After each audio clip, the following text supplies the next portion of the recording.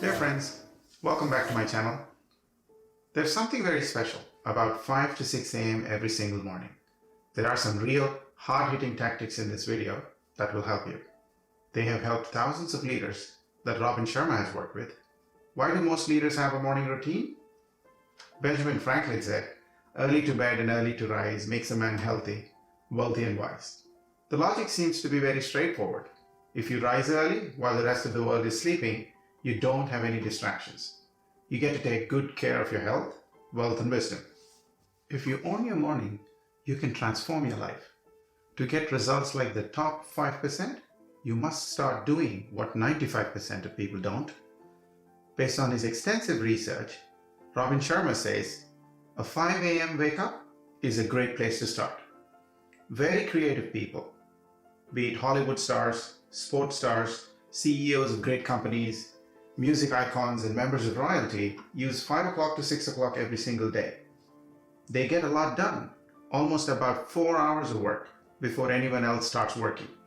The key insight that I got from 5 a.m. Club is the 20-20-20 rule. According to this rule, we can split the 1 hour block from 5 to 6 a.m. into 3 20-minute slots. Robin calls this period the victory hour. In slot 1, from 5 to 5:20 a.m., you need to move. Start your day with intense exercise. Biologically speaking, exercising reduces cortisol, the stress hormone, and sweating from a workout releases BDNF, brain-derived neurotrophic factor. It's almost like a natural medicine that your body makes. It repairs brain cells and accelerates neural connection formation to help you with learning, memory, and fitness. So, bottom line for you in the first 20 minutes, intense morning exercise gets you into an optimal cognitive state for the day ahead. Now, moving on. From 5:20 a.m. to 5:40 a.m., you need to reflect. Take a period of silence to reflect, perhaps by doing meditation or journaling. I would also suggest using this time to prepare a to-do list and a plan of what your day should look like. By doing this in the second 20 minutes, your mind will be relaxed, calm and ready for the day ahead. Now the final slot, from 5:40 to 6 a.m., you need to do something to grow in your life. Use this time to deepen your knowledge and beat the competition.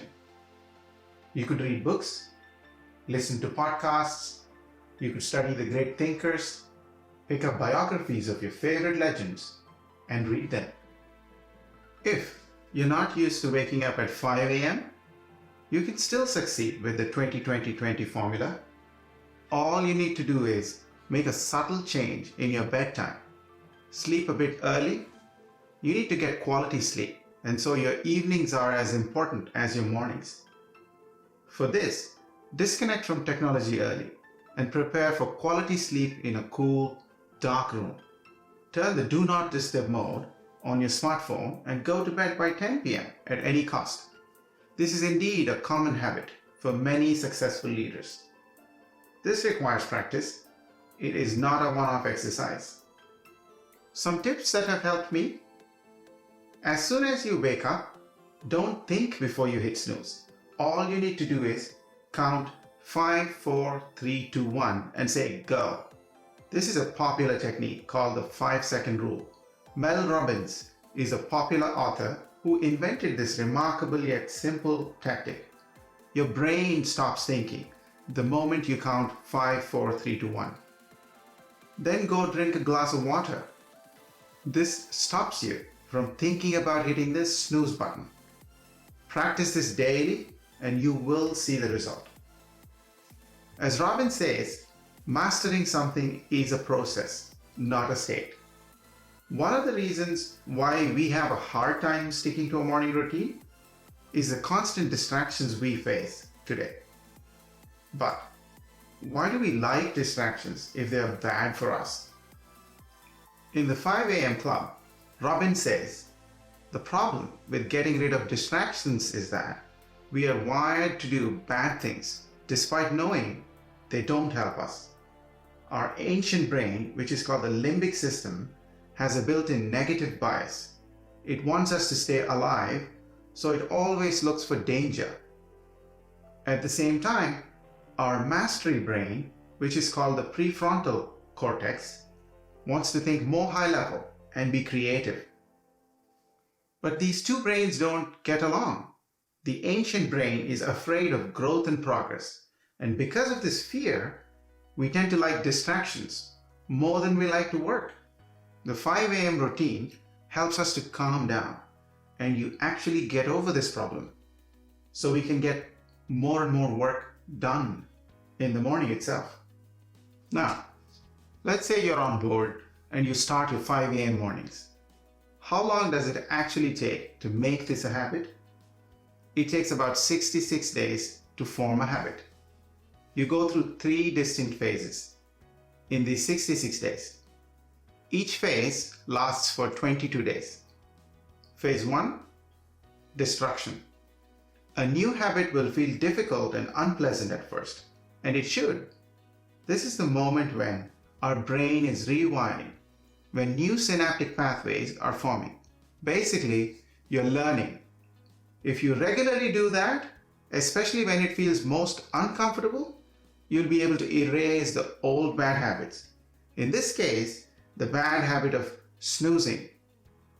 Indeed, this is how fighters and warriors are born. Phase 2, installation. Here, you'll feel tired and confused. You'll feel like giving up. But this is actually the moment where things are coming together. So, keep going in phase 2. You will install the new habit. Phase 3, integration. You will now start to experience the benefits and encode the schedule in your brain. It will become hard not to wake up at 5 a.m. after this phase. All change is hard at first, messy in the middle, and gorgeous at the end. Finally, after 66 days of consistency, we reach what Sharma calls the automaticity point. This is the point at which repetition and neuroplasticity come together to make the habit an integral part of your life. The 20-20-20 formula is a keystone habit. It's a core behavior that multiplies other regular patterns of positive behaviors. The following 3 tactics can help amplify your improvements during the rest of the day. Tactic 1, the tight bubble of total focus. This is a period of full concentration without any distractions in an environment that promotes creative thinking and high impact work. Usually, people try to stay away from all the possible distractions, like cell phones, TV, everything, in order to create a bubble of focus. Hence, this is called the tight bubble of total focus.